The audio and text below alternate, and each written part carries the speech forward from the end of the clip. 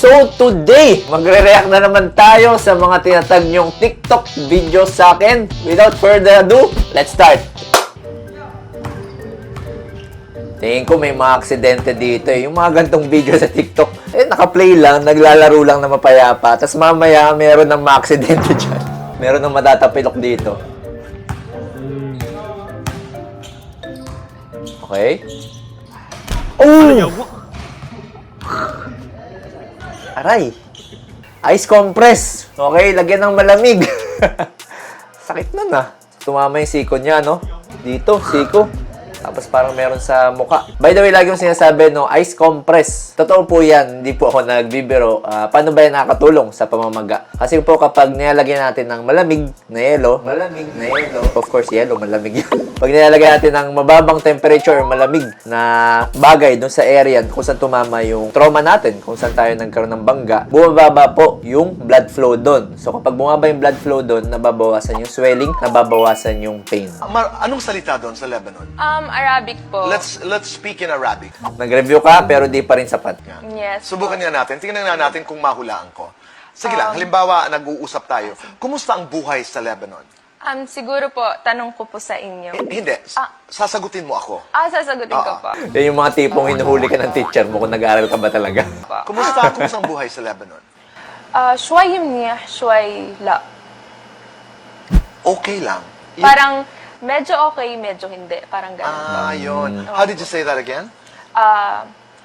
Ano ba yun? أمرار منيح, أمرار لا. Parang iba na yun, ah. Ano nangyari?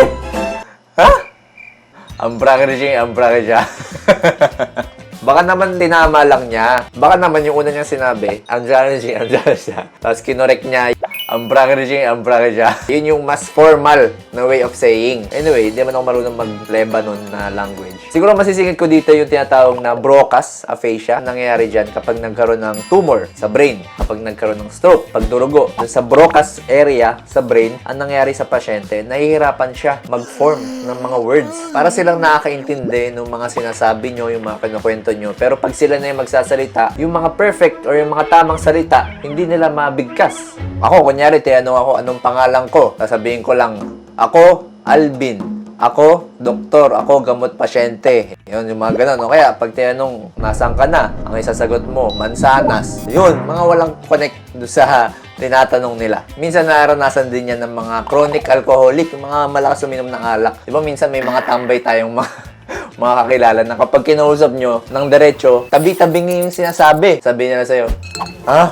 Hindi naman ako manginginom eh. Amoy chiko? Hindi ako amoy chiko ha?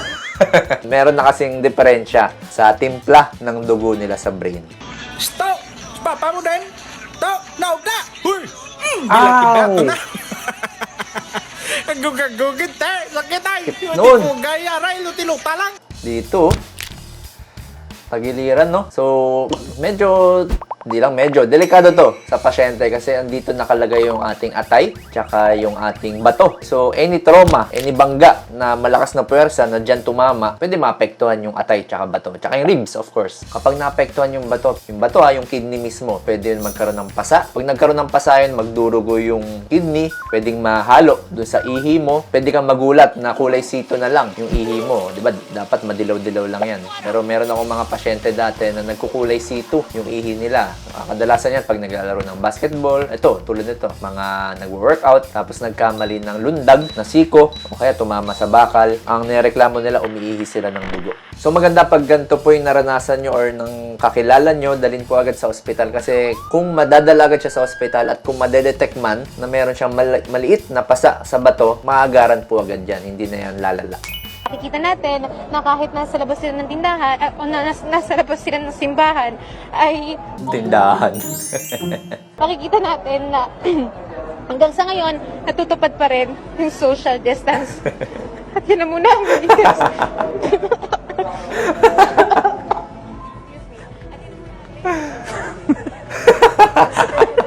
Maraming salamat, Luis. Hindi mapigilan eh. Ito yung mawawala eh. Kapag nagkaroon na tayo ng mga AI journalist, wala na yung mga gantong bloopers. Hindi mo pigilan yung tawa. Okay, so yung pagtawa po, no, malaki ang health benefit niyan. So, marami pong studies nagpapatunay kapag mas madalas tayong tumawa, nababawasan yung stress ng katawan, yung mga kirot-kirot, yung tension ng mga muscles natin, mas gumaganda rin yung BP, mas tumitibay yung resistensya ng katawan. So, ganyan po nating tumawa ng madalas. Wag lang po pag mag-isa tayo. Yung mag-isa, tas walang dahilan, ba't ka tumatawa? Baka mali na po yan. Ow! Anong nangyayari? Ow! Ba't naman may pagpukpok pa? Nakamartilyo pa si boss. Okay, hindi ko po may paliwanag kung ano nangyayari dito sa video na to, no? Again, nirespeto ko po yung mga chiropractors. Kung comment nyo sa baba kung ano po nangyayari, kung bakit ginawang parang pader yung likod ni madam. Ako nagpa-chiro naman ako. Hindi, actually hindi chiro. Nagpa-treatment ako, spinal manipulation, tsaka dry needling or acupuncture yung tawag doon, hindi ko sigurado. So, okay lang naman yun, nasubukan nyo, basta may license. Yung mga gumawa sa akin, mga physical therapist yun. So, na-relief yung mga kirot-kirot ko sa katawan. So, kung kayo ay may mga kirot-kirot din sa katawan, pwede nyo po yan subukan. As long as yung mga gantong sketchy na talagang sinasaktan na kayo, na medyo magdalawang isip po tayo sa mga ganito, at alamin po natin kung ano yung certificate ng mga chiropractors na pinupuntahan natin. Charlie, pakitawag na yung next patient. My first day as a nurse. And for confidentiality, do not address them by their first name, ha? Sige po. Thank you. Thank you, Doc. Sino po dito yung pasyenteng Makati ang puke? Yan yung first day as a nurse, pero mukhang last day mo na rin. Sibak ka agad niyan.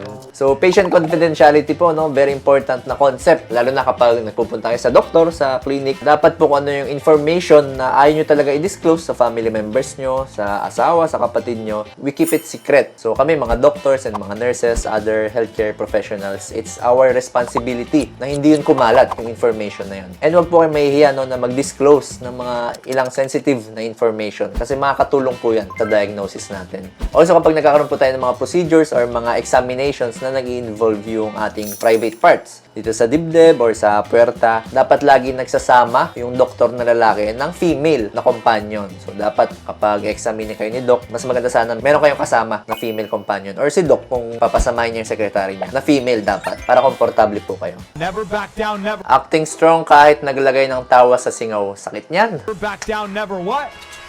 Never give up. Never back down, never what? Never give up. Let's go! Let's go! Pain is just the weakness leaving your body. Tawas sa singaw. Tama po ba o mali? Actually, may mga studies po tayo, no, na sumusuporta sa gantong practice. Nakakatulong po yan na mag-speed up yung healing process ng singaw. Kasi nababawasan niya yung inflammation tsaka yung pain. Of course, sa umpisa, masakit talaga. Pero damayin mo na lahat yun tapos bibilis na yung healing niyan. Common causes ng singaw, alam niyo na po yan. Minsan nakakagat, okay? Minsan biglaan na lang, nagkakaroon ng singaw. Pero kadalasan talaga dahil yan medyo mababa yung inyong resistensya ng katawan. O kaya merong kulang sa kinakain nyo. Mga tinatawag nating nutritional deficiencies. Baka kulang sa gulay, kulang sa prutas, kulang sa fiber, etc. Although kapag paulit-ulit yung mga singaw nyo, tapos naiipon sila, tapos lumalaki, tapos sobrang sakit, hindi siya maggamot ng tawas or kung ano mang gamot, yung gel na pinapahid, dapat mas mag-imbestiga na po tayo ng mga deeper issues. Baka meron kayong ibang sakit na nagdudulot ng pamamaga ng mga singaw nyo. Wow! Si Doc!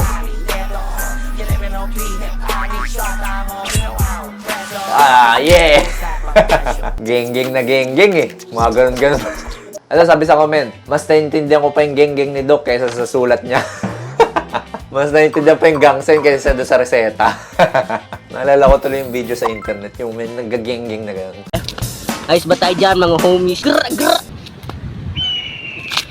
Ano, game, right na to, ano? Ano? Pre, balita ko, ikaw yung naghamon sa akin dati, ha? Baka na. Pak. Ba't ka kasi umuwi agad, boss? Di pa tapos yung kabila eh. Dito lang yun, di pa pantay. Ganun lang oh. Sabi siguro, sir, balik ka na lang next week pag may sahod ka na. Yung kabila naman. Begin to pass out. Then my head hit the wall. Boom. Ow. Begin to pass out. Ay, naku, ba't naman dun pa tumama? Sa mukha talaga. Ice compress. Para di mamaga, ice compress nyo po. Oregano shot. What's up guys? So kung mapapansin nyo yung boses ko, medyo barado kasi meron akong sipon and papunta na rin sa ubo. Asan na yung sipon? Nasa EDSA na. Papunta na sa ubo.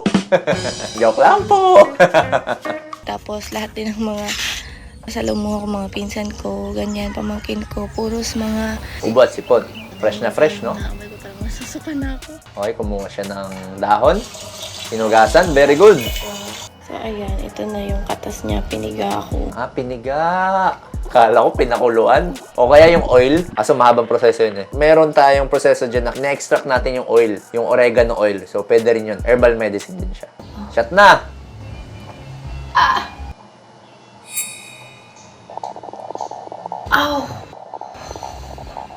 Okay, so ang tanong, okay lang ba ang oregano para sa ubo at sipon? May mga studies po tayo, no, na mga ginawang studies dyan sa oregano. Specifically yung oil niya. Nakakatulong siya. Pero yung mga studies na yun, limited pa yung participants. Tapos yung tagal ng studies na yun ay medyo maiksi. So, medyo mababa yung evidence. Although, ang action talaga niyan is nakakatulong yan sa pamamaga ng daluyan ng hangin. Marami rin yung antioxidants. Pero again, itong mga studies na to, onti pa, mababa pa yung ebidensya. Tsaka yung dose, hindi pa natin alam kung gaano ba dapat karaming shot yung isa-shot natin para gumaling yung ubo natin. And of course, itong ubo, sobrang daming causes niyan. At ang pinaka ginagawa talaga dapat natin, inaalam natin yung cause ng ubo para yun yung ititreat natin. Kasi kunyari, ang ubo mo ay dahil sa TB. Of course, itong oregano ay hindi to gagana sa TB. Kung yung ubo mo ay dahil sa allergy, kahit ilang shot ng oregano yung i-shot mo, hindi po mawawala yung allergy nyo kung andyan yung mga allergens. Baka madumi na yung punda, madumi na yung electric fan, mga ganun.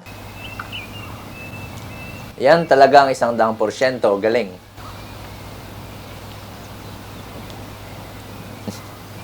Ano mangyayari dito? Mga accident. Ihanda ng pang ice compress, ihanda ang yelo. Puk.